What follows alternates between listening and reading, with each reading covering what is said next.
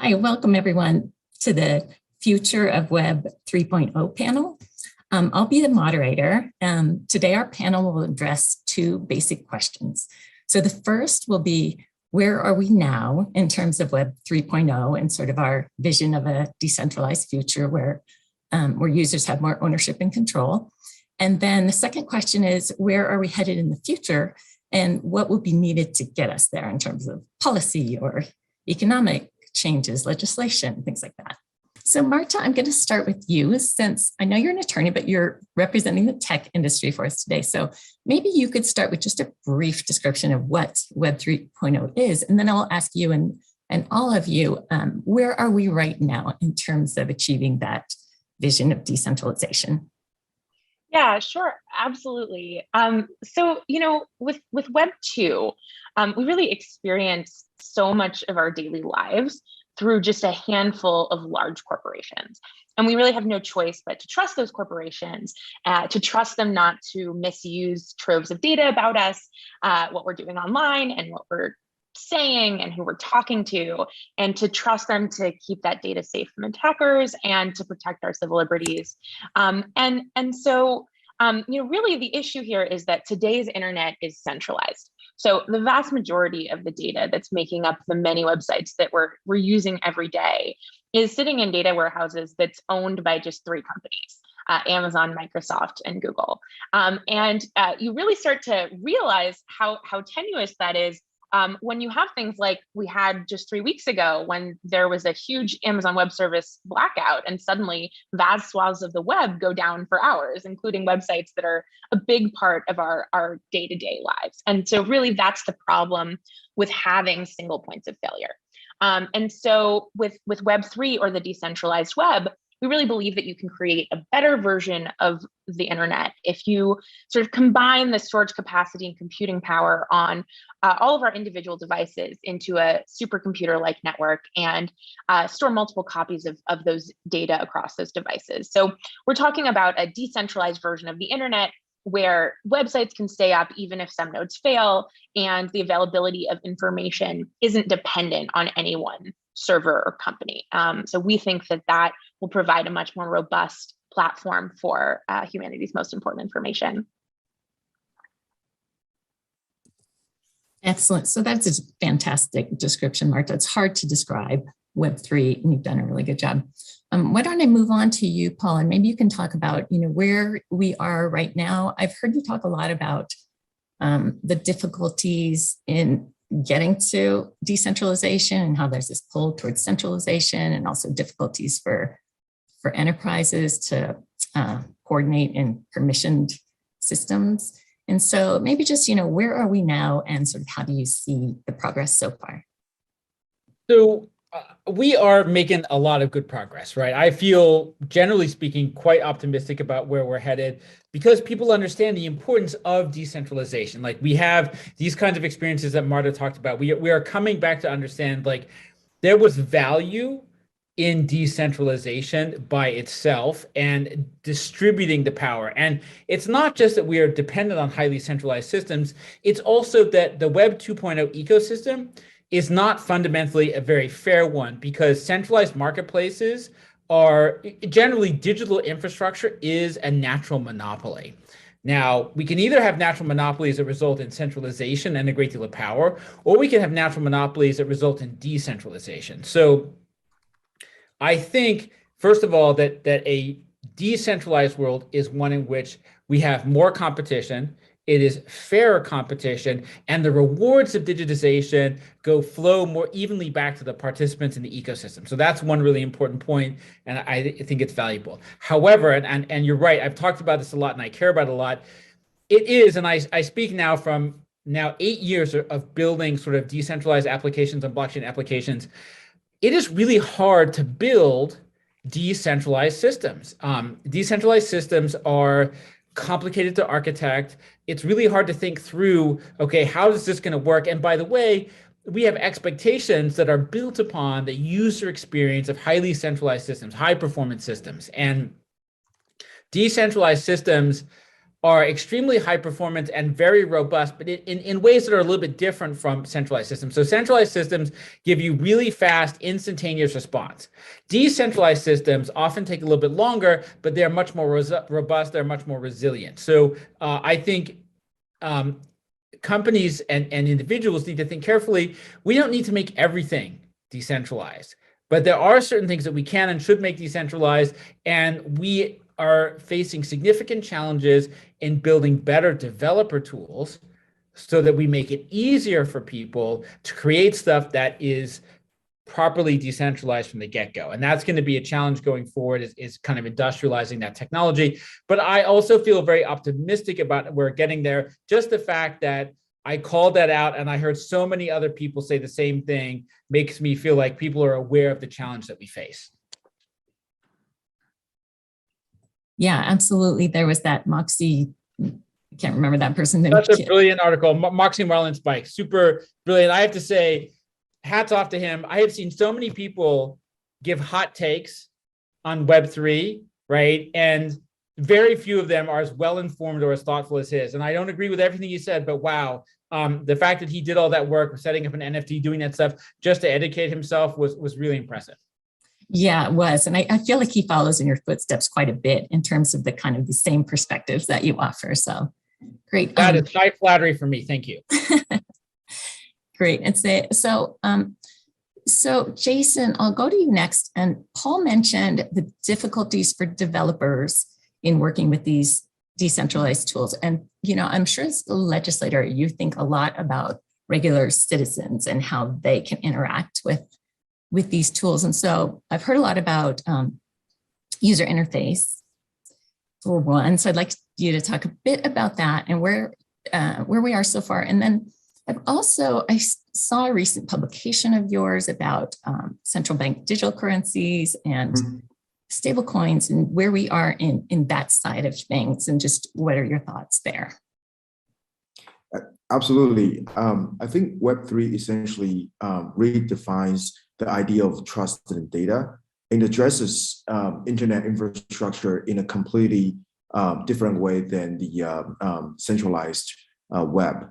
And if the web that was created 30 or 40 years ago was an imperfect development, and I think Web3 gives another shot for the community to fix the problems that the right and authority was concentrated by only a few, but not distributed equally.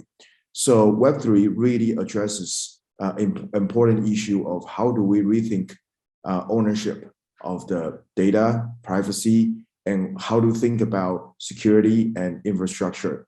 And this is particularly critical as the world is becoming more and more unequalized. And also talking about how internet is now being very, very much centralized, and how government is falling behind in understanding the development of the evolution of the data accountability and the security. So how does regulatory authorities catch up with this? And I think it is important to understand that the web or the internet infrastructure is essentially evolving and changing dynamically because of the data that's constantly being input, and as well as the codes that were contributing to the essential essence of the infrastructure and architect. So the law must be nimble, and the law must create more agility and as well as flexibility, and creating more sandbox-like regulatory environments to allow more experiments to be had. And this is also a chance to define the so-called value of the digital assets online. For example, how do you quantify or value your data trail? How do you make sure that everything you leave behind or your digital footprint is probably protected and is probably owned and is probably valued, and it has some legal applications when something happened and that you need to use it for your own protection. So this is especially important for regulators to work with the communities, be it the developers or be it the entrepreneurs or VCs, to understand where the infrastructure is headed to. And the internet was more or less a government controlled when it was at the beginning stage. And now it's a major corporation controlled. But now Web3 has a potential opportunity to change all of this. So it's very important that we understand this from a basic fundamental point of view. So also talking about the stablecoin and the central bank digital currency, it is also a good comparison with a Web 1 or so-called Web 2 and Web 3. And because stablecoin essentially is a way to provide a trustable mechanism for different type of cryptocurrency to exchange, and yet preserve the ownership and the authority to the individuals and financial inclusions to every citizen.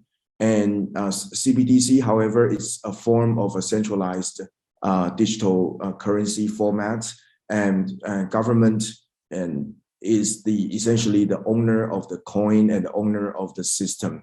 So I think the two must coexist together in order to provide a more dynamic and also adapting way of understanding the future of finance. And as well as the world is moving more and more closer and becoming more and more interconnected. So the two must coexist and find a way to complement each other and offer potential alternative solutions to the already kind of a crumbling fiat world that we are seeing. Thank you. That's an interesting take on that. So you've touched on so many topics, Jason, and I'm gonna shoot it over to you next, Marta. I heard you in an interview that you had with Edward Snowden, and I've heard you with Vitalik Buterin talk about, just your concerns about CBDCs and data privacy. And then Jason brought up also just this issue of kind of data hygiene and how we keep track of all our data and these trails that we leave behind. And so I'd like, either you, Marta, or one of you to talk about when we start having personal data ownership, can we really manage that? Are we capable of managing our own personal sovereign identity and all the data that goes with that? And, how's that going to progress as we move to Web3? Yeah, so I would say that, one of the things about cryptocurrency in particular is that it really does enable transactions that are more private. And I think often it gets a bad rap for that reason. But in my view, that's a feature, not a bug. That privacy is not something that is bad or illegal. And the fact that someone wants to do something anonymously or privately doesn't mean they're doing something wrong. In fact, it's absolutely essential for civil liberties that people are able to engage in activities and transactions privately. And so, for me, I really think that the privacy afforded by Web3 technologies is really one of the most important things about that technology from a civil liberties perspective. Great. And then does anyone want to talk about whether we're even capable of maintaining our own data privacy and what we need to get to that point? So I do, because I would like to say, honestly, I don't think we can, right? And the problem is a balance of incentives, right? There's a company who has a huge value proposition about gathering our data because they can make millions of dollars, whereas I can probably make $25, right? And to protect my personal data, to keep other participants from gathering it, it is hard work, right? The web is full of dark patterns that are designed to trick you to click the box and deselect things and other things. And honestly, I think, there are two issues here. Number one, I just think the personal data privacy ship has sailed, right? And GDPR didn't prove to be particularly effective. Secondly, your personal data is kind of the original micropayment. And we have gotten used to using that, right? All these things that we get for free are, of course, not really free. We're paying with advertising in our personal data. And honestly, it's a good deal because even if you tell me that it only cost me a penny to buy today's forecast, that is too much mental energy. And I might be, lazier than other people, but that feels like too much mental energy. I'm willing to share all my personal data. I'm not really, but I just think, we're being unrealistic if we think that that's likely to happen. What I do think can happen, what I'm excited about is, and by the way, what we've invested very heavily in at EY is, architecting solutions for data privacy by default and designing business models that are not that are not based on monetizing your data. And I think at least for some of the things that we transact around in the Web3 ecosystem, we can do a better job. And I think in particular, stakeholder-based ecosystems might behave a bit more responsibly. The balance of incentives might be quite a bit better. And I think one of the things that is really worth really digging into is how corporate governments or organization governments changes when the stakeholders also are the customers. Because I'm quite excited about that. I think it will lead to some fundamental changes in how organizations interact with their customers. Paul, if I can stick with you just for a minute, because that also seems like a lot of burden to put on owners, because you may be stakeholders in many different, different platforms and different initiatives. So it's hard to keep track and hard to vote on everything. Right. And that's exactly why I believe that Web3 brings something to the table that we haven't had before. So we've always had shareholder democracy, right? And we have lived in a world where shareholders pay zero attention to what's going on, right? Most of my money is in S&P 500 index fund. So I own, a sizable stake in the 500 biggest, largest, American companies. I mean, it's sizable for me, it's not for them. But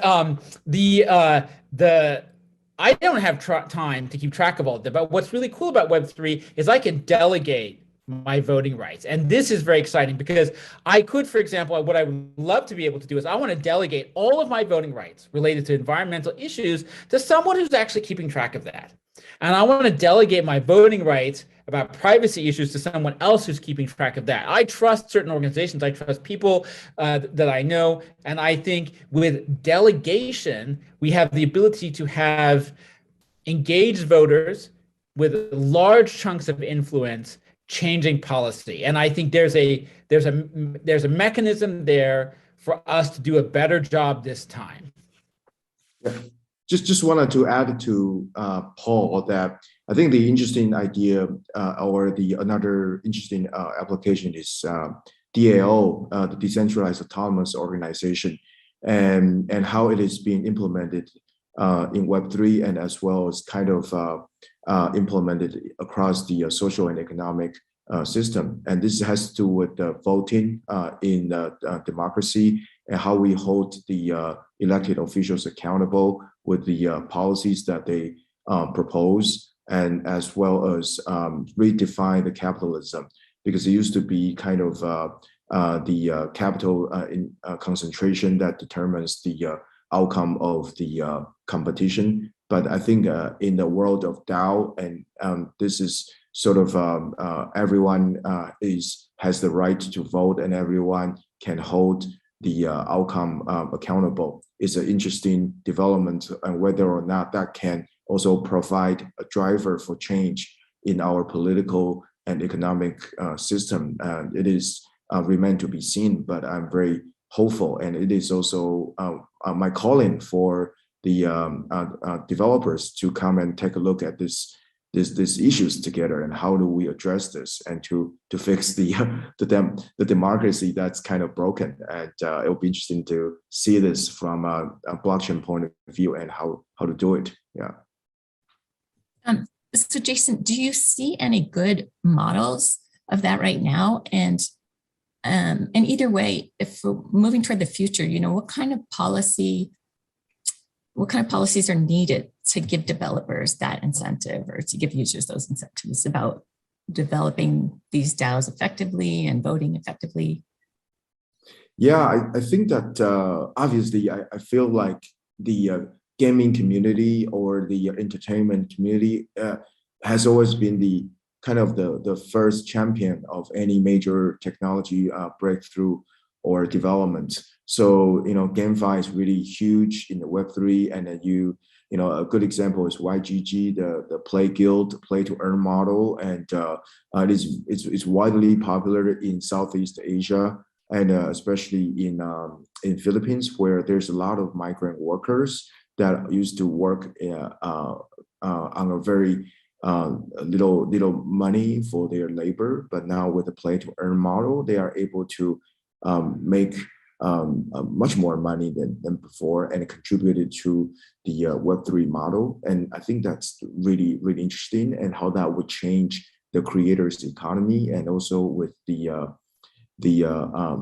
NFTs that is being used as a token for creators to launch their digital art, and that will also transform to other formats such as digital properties, ownership of real estate, and even your birth certificates, or some sort of approval that you needed to use as the ownership. I think that's really, really interesting, and I think government has to understand that in the future we will the users or general public will believe in a interoperable system much more than a silo system where everything is controlled by one centralized entity but cannot be shared and owned by the user. So I think in the future we will be headed towards into a digital DID, the digital identification system, or the citizenship mechanism that would be able for users to have our own data and control and secure it, and also make sure that it is not exploited in certain ways. So I think that's a lot that we can look forward to, and I think that I believe that more and more developers will start to address solve these problems. Yeah. Yeah, and you're right. Those are such good models that we're already developing in the gaming world and in these metaverse projects, in terms of trying to understand how self-governance can really work and how the economics of these systems can really work. Marta, let me go to you next, and just, what are your thoughts about what do you see as happening in Web3 in the future? What do you see as the major developments in the future, and maybe, what it takes to get us there? Yeah, so, from my sort of particular vantage point, the thing about Web3 is that you're really relying on a decentralized model. And so there's this question of, well, okay, so how do you incentivize people to contribute their hardware, their computing power, their time? How do you incentivize people to participate in that decentralized model?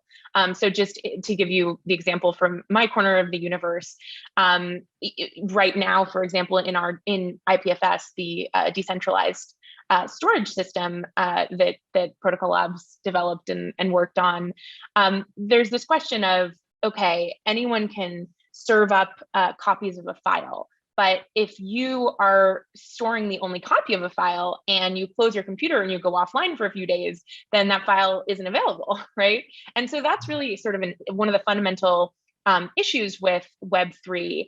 And so that's the idea behind Filecoin, is that in order to make sure that that data can persist on Web3, you have to make sure that there are multiple copies available, and you have to make sure that someone is incentivized to always make it available, right? And so incentives are really easy in a centralized world where you can have centralized corporations that you can just pay to host your website or store your data. But if you don't have that, like, how do you do that? Who's going to shoulder the cost of the massive amount of storage capacity and computing power that it takes to run the web, right? And so that's the idea behind Filecoin. Filecoin is sort of the incentive layer that sits on top of decentralized storage networks like IPFS. And so it's sort of like Airbnb for file storage, where the idea is you can sort of rent out hard drive space if you have extra capacity and receive Filecoin for it, and you can spend Filecoin in order to actually have your files stored and make sure that they can persist. So that's sort of the piece of the future of Web3 that I'm working on. Yeah, that's exciting. I hadn't really thought about that, but you've had that model going for so long now. So you've already been testing these sorts of models in a way that others can learn from. Okay, we are down to our last 5 minutes. So maybe I'll just ask you, Paul, Jason, and then back to you, Marta, if we have time. Just what excites you the most about the future of Web3, and perhaps how can we learn more about Web3, aside from your fabulous Twitter and LinkedIn accounts? Well, I'll have to kick the can down the road on the question of how can we learn, because I honestly think it's really tough, right? And there's a fog of data out there that is really, really hard to sort of sometimes understand what's going on and get good information. And a lot of the most current news sources are also full of jargon and lingo. So I hope Marta and Jason will have some better suggestions than I do. I do read CoinDesk, which I think is amazing, and I'd also recommend Decrypt. I think publications are always much more up to date than like books, which just take a lot of time to get through the editing process. In terms of what I'm most excited about, so I spend a lot of time thinking about the history of digital ecosystems. I spend a lot of time thinking about, okay, if this happened in PCs and mobile and mainframes and the internet, what does that mean for how the blockchain ecosystem will evolve? Because I've got a very limited sort of engineering budget. I got to spend it carefully in a focused way. And what excites me about the near-term future is I think this question of like what kind of blockchain platform we should use has largely been settled. It's going to be a public blockchain, and specifically it's going to be the Ethereum ecosystem. And what's nice about that is when you settle the platform question, right, because platforms have scale and strength, then you can start to get to more and more use cases, right? We shift from a platform discussion to a use case discussion. And we have NFTs that are scaling. DeFi is going to be amazing. But if you ask me what the use case I'm most excited about, it's DAOs that Jason talked about, decentralized autonomous organizations. We have a chance to build a new type of organization, and one that has a lot of the strengths of a traditional corporation, but also a lot of the public service components of a nonprofit and the community kind of ethos of a co-op. So I am excited to see the DAO ecosystem, the DAO world scale massively.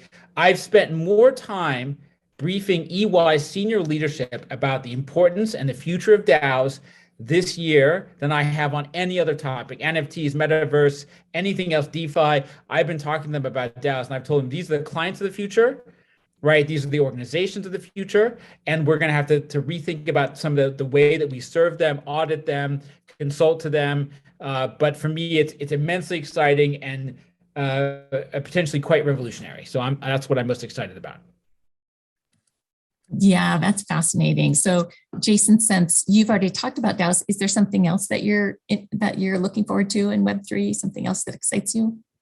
Yeah, I think Web3 is essentially a few things. One is verifiable, trustless, self-governing, permissionless, distributed, and robust, stateful, and native built-in payments. And these are the essential elements that is needed for today's users to feel safe and perpetual when they get on the internet, and then allow their data and almost all of their lives to be exposed on the internet. And I think this is what I'm excited about, is that from this point on, as long as we have the developers and the resources contributed to this space, that we can create a true internet that is owned by the users, and then the trust is established with the peer-to-peer trust, and also allow the community to contribute to its growth rather than controlled by a few big corporations. And also this would define the relationship between the government, which is essentially the controller of the public, and to the controlled, or the one that's being controlled. And That's then I'm sorry to cut you off, Jason. You know, that's a big wrap up of the whole project of Web3. So I think that's a really nice way to end it. Marta, I'm sorry we didn't get back, but if you have one last word, first, I'm just going to thank everybody for coming, fascinating ideas and fascinating panel, and then we'll let you close it out, Marta. Sure, absolutely. Thank you so much. I just in very brief, I really think that the future of Web3 is about unlocking some really incredible possibilities that come from being able to program incentives. And I think we're just scratching the surface of what that opens up. So that's what I'm excited about in Web3. Fantastic. Those all tie together so well. So thank you very much. And we will see you in the next round. Thank you so much, Thank you Kristi. all.